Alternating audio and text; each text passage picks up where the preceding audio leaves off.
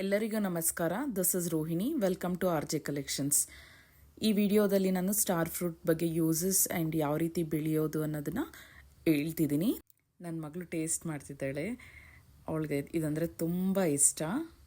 Star ಫ್ರೂಟ್ನ ಬಂದು carambola, ಕಮರಾಕ್ಷಿ, ದಾರೆಹುಳಿ ಅಂತ ಕರೀತಾರೆ. ಕನ್ನಡದಲ್ಲಿ ದಾರೆಹುಳಿ ಅಂತ ಕರಿತೀವಿ. ಇದು ಬಂದು ಸ್ವೀಟ್ ಮತ್ತು ಸ್ವಲ್ಪ ಹುಳಿ ಇರುತ್ತೆ. ಈ ಫ್ರೂಟ್ ಬಂದು ಇದು ನೋಡೋದಕ್ಕೆ ನಕ್ಷತ್ರ ಥರ ಇರೋದ್ರಿಂದ ಇದನ್ನು ನಕ್ಷತ್ರ ನಲ್ಲಿ ಅಂತಲೂ ಕರೀತಾರೆ. ಇದರ ಸ್ಕಿನ್ ಬಂದು ನೀವು ಪೀಲ್ ಮಾಡೋ ಅವಶ್ಯಕತೆ ಏನೂ ಇರೋದಿಲ್ಲ. ಸಿಪ್ಪೆ ತೆಗಿದಿರನೇ ಡೈರೆಕ್ಟಾಗಿ ಇದನ್ನು ತಿನ್ಬೋದು. ಮತ್ತು ಇದರೊಳಗಡೆ ಇದೆಯಲ್ಲ ಫ್ಲಶ್ ಬಂದು ಇದು ಸ್ವಲ್ಪ ಮೈಲ್ಡಾಗಿ ಸ್ವಲ್ಪ ಹುಳಿ ಇರುತ್ತೆ.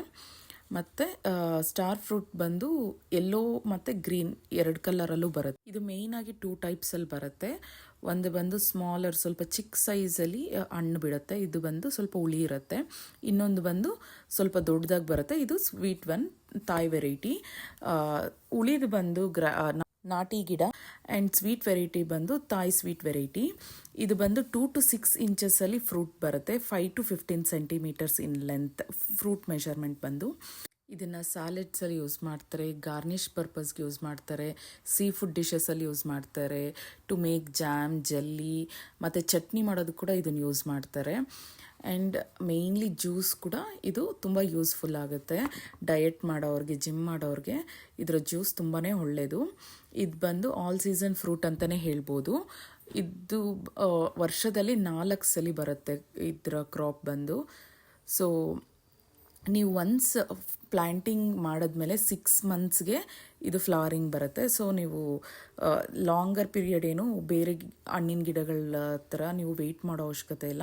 ಒನ್ಸ್ ನೀವು ಪ್ಲ್ಯಾಂಟೇಷನ್ ಮುಗಿದ ತಕ್ಷಣ 6 ಮಂತ್ಸ್ಗೆ ನಿಮಗೆ ಹಣ್ಣು ಬಿಡುತ್ತೆ. ಸ್ಟಾರ್ ಫ್ರೂಟ್ ಗಿಡ ಬಂದು ನೀವು ಎಂಥ ಎನ್ವೈರ್ಮೆಂಟ್ ಬೇಕಾದರೂ ಅಡ್ಜಸ್ಟ್ ಆಗುತ್ತೆ. ಸೊ ನೀವು ಯಾವುದೇ ಎನ್ವೈರ್ಮೆಂಟ್ ಇದ್ರೂ ನೀವು ಯಾವ ಜಾಗದಲ್ಲಾದರೂ ಬೇಕಾದರೂ ಬೆಳಿಬೋದು.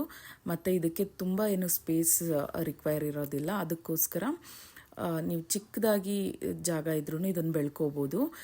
ಮತ್ತು ಇದು ನೀವು ಟಬ್ಬಲ್ಲಿ ಕೂಡ ಬೆಳ್ಕೋಬೋದು, ಅಥವಾ ಸ್ವಲ್ಪ ದೊಡ್ಡದಾಗಿ ಪಾಟ್ ಇದ್ದರೂ ಅದರಲ್ಲೂ ಬೆಳ್ಕೋಬೋದು. ರೂಫ್ ಮೇಲೆ ಇಲ್ಲ ಟೆರೆಸ್ ಗಾರ್ಡನಿಂಗ್ ಅಂತ ಮಾಡ್ಕೋತಾರಲ್ವ, ಇದು ಟೆರೆಸ್ ಗಾರ್ಡನಿಂಗ್ಗೆ ಸೂಟಬಲ್ ಅಂತಲೇ ಹೇಳ್ಬೋದು. ಸ್ಟಾರ್ ಫ್ರೂಟ್ ಬಂದು ಸೋರ್ಸ್ ಆಫ್ ಸೆವರಲ್ ನ್ಯೂಟ್ರಿಯೆಂಟ್ಸ್ ಅಂತಲೇ ಹೇಳ್ಬೋದು, especially fibre and vitamin C.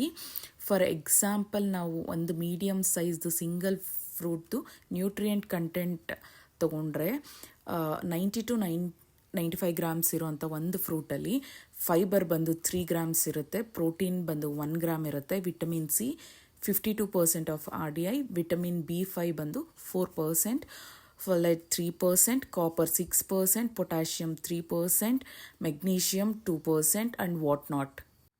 And reduces inflammation, cholesterol and risk of fatty liver. So ಇದರಿಂದ ತುಂಬ ಯೂಸಸ್ ಇದೆ ಸ್ಟಾರ್ ಫ್ರೂಟ್ ತಿನ್ನೋದ್ರಿಂದ. ಸೊ ನಾನು ಎಲ್ಲರಿಗೂ ರೆಕಮೆಂಡ್ ಮಾಡ್ತೀನಿ. ಐ ಸ್ಟ್ರಾಂಗ್ಲಿ ರೆಕಮೆಂಡ್ ಎಲ್ಲರೂ ಒಂದೊಂದು ಗಿಡ, ನಿಮಗೆ ಜಾಗ ಇಲ್ಲ ಅಂದರೂ ಪಾಟಲ್ಲಾದರೂ ಬೆಳೆಸ್ಕೊಂಡು ಫ್ರೆಶ್ ಫ್ರೂಟ್ನ ತಿನ್ನಿ. ಮತ್ತು ಏನಾದರೂ ಕಿಡ್ನಿ ಪ್ರಾಬ್ಲಮ್ ಇದೆ, ಕಿಡ್ನಿ ಇಶ್ಯೂ ಅಥವಾ ಸರ್ಟನ್ ಮೆಡಿಕೇಷನ್ ಏನಾದ್ರು ತಗೋತಿದ್ರೆ ಈ ಹಣ್ಣು ತಿನ್ನೋದಕ್ಕೆ ಮುಂಚೆ ಡಾಕ್ಟರ್ನ ಕನ್ಸಲ್ಟ್ ಮಾಡಿ. ನಮ್ಮ ನರ್ಸರಿನಲ್ಲಿ ಬಂದು ನಾವು 2 ಗಿಡಗಳನ್ನ ನಾವು ಭೂಮಿಯಲ್ಲಿ ಹಾಕಿದ್ದೀವಿ. 2 ಬಂದು ನಾವು ತಾಯಿ ಸ್ವೀಟ್ ವೆರೈಟಿನೇ ಹಾಕಿದ್ದೀವಿ.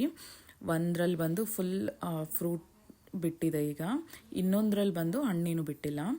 ಸೊ ಇದು ಬಂದು ನೀವೀಗ ನೋಡ್ತಾ ಇರೋದು ಬಂದು ಫುಲ್ಲು ಫ್ರೂಟ್ ಬಿಟ್ಟಿದೆ. ಇದು ಎಂಟ್ರೆನ್ಸಲ್ಲಿ ನೀವು ಸ್ಟಾರ್ಟಿಂಗ್ ಬಂದಿದ ತಕ್ಷಣವೇ ನರ್ಸರಿನಲ್ಲಿ ನೋಡೋವಂಥ ಗಿಡ. ಇದು ಬಂದು ಹಾಗೆ ಸ್ಟ್ರೈಟಾಗಿ ಸ್ವಲ್ಪ ಮುಂದೆ ಹೋದರೆ ಕೊನೆಯಲ್ಲಿ ನರ್ಸರಿ ಎಂಡಿಂಗಲ್ಲಿ ಬರುತ್ತೆ ಈ ಗಿಡ.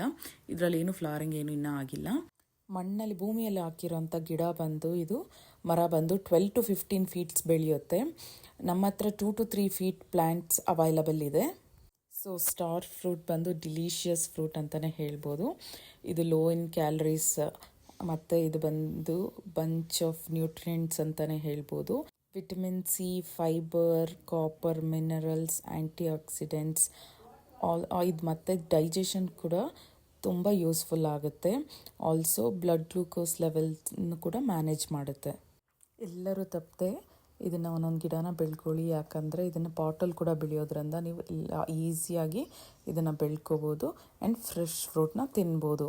ವರ್ಷ ಪೂರ್ತಿ ಕಾಯಿ ಬಿಡೋದ್ರಿಂದ ಇದು ನೀವು ಇದನ್ನು ಒಂದು ಸಲ ಮಾವಿನ ಹಣ್ಣು ಥರ ಬಂದು ಮತ್ತೆ 1 ವರ್ಷದವರೆಗೂ ಕಾಯಬೇಕಲ್ವ, ಆ ಥರ ನೀವು ಮೇಂಟೆನೆನ್ಸ್ ಮಾಡೋ ಅವಶ್ಯಕತೆ ಇಲ್ಲ. ವರ್ಷ ಪೂರ್ತಿ ಹಣ್ಣು ಬರೋದ್ರಿಂದ ನೀವು ಎಂಜಾಯ್ ಮಾಡ್ಬೋದು ವರ್ಷ ಪೂರ್ತಿ ಹಣ್ಣನ್ನು.